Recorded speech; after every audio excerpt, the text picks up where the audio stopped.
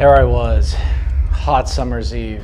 I was working hard, beating my ass off on a hauler. Until Clay Carlock got in the middle of me in this little auction. Clay wasn't letting up. It was way over what it was worth. And I finally realized I had to let the Freightliner go.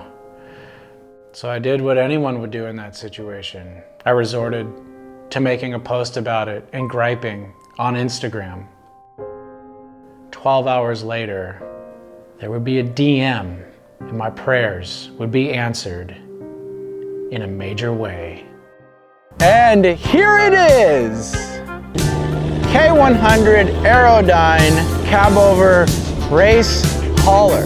Diesel powers, 18 wheels to rolling as I pull it on to the interstate. I've got 13 hours to make my destination, and I don't want to stop to check my weight. There won't be no sleep for me tonight, no. I've gotta be hitting Tulsa by first morning light. I'm a prisoner of the highway. And this is officially the Heatwave Race Hauler. We have yet to deck this thing out, but it's coming soon. It is not a commercial vehicle, as you can see here, official private coach, not for hire motorhome. And in 1992, or maybe 93, this thing was state of the art, built by Concept Transporters out of Fresno. And these guys built some of the best race haulers, motor coaches that the industry had to offer. And we're just so lucky to get our hands on one of these things. Let's give you the tour. First things first, we gotta get in. It's like Flight of the Navigator, the chrome stairs. Come with me, I'll show you around.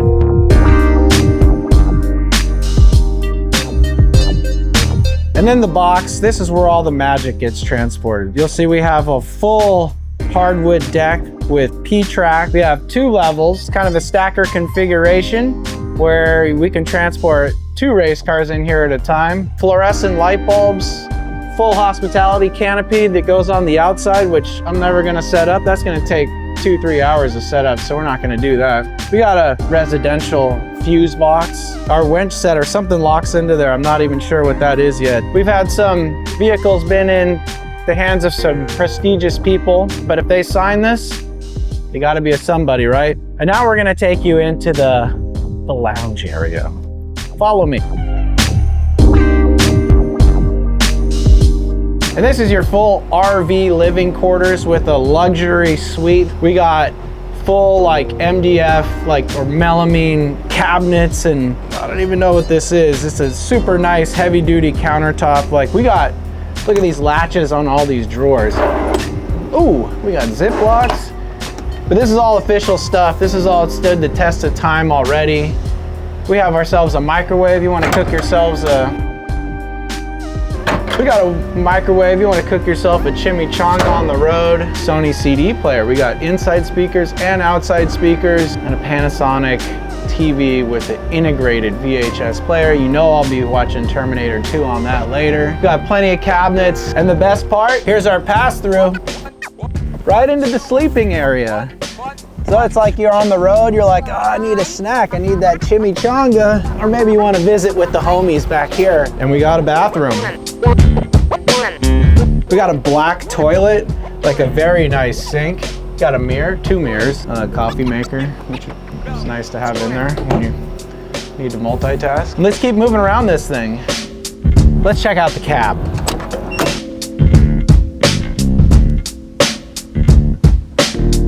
And here we are. First off, you'll notice we got our massive steering wheel here. You're gonna feel like you're driving a bus, full carbon fiber dash in a big rig essentially. And that comes all the way over to here. We got our switches, we got our Jake brake, spare switches, headlights. Crazy enough, we can hook a trailer up. This thing can get even longer. We have our air brake, our AC control.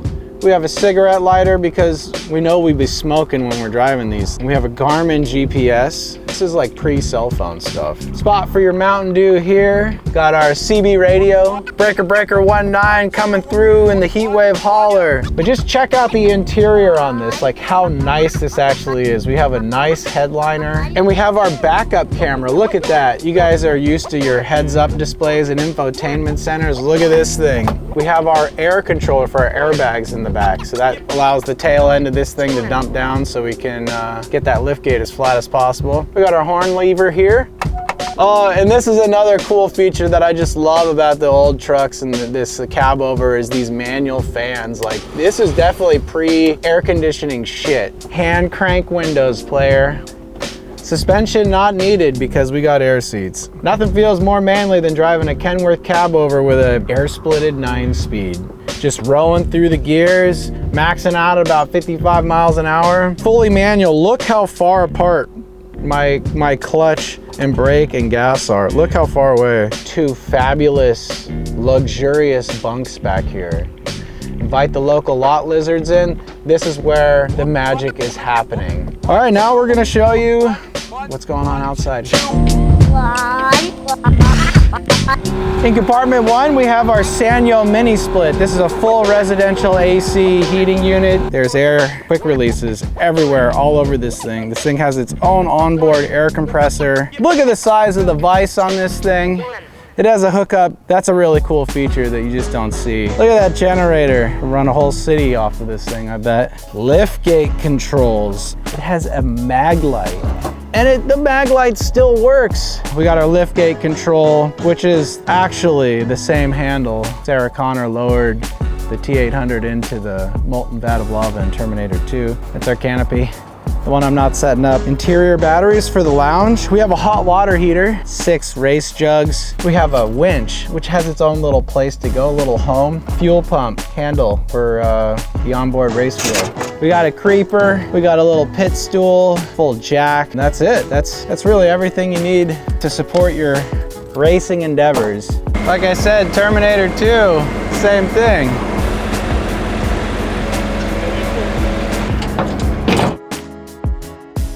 Okay. Oh my God. Oh. All right, you buckled up, Buttercup? Here we go, we're hitting the road. Oh, gotta release the brakes. This thing is just the coolest way to go down the road though. There's something about being in a big rig, limited to about 69 miles an hour in an air seat. With this much space between you and your passenger, like you can't even touch me if you tried. This thing is fully involved while driving. You can't do the hold the wheel with your knee thing. Not that well, at least. It doesn't even cancel the turn signals automatically. And it just kind of steers to the right, so you better be good at, whoa, two-handed.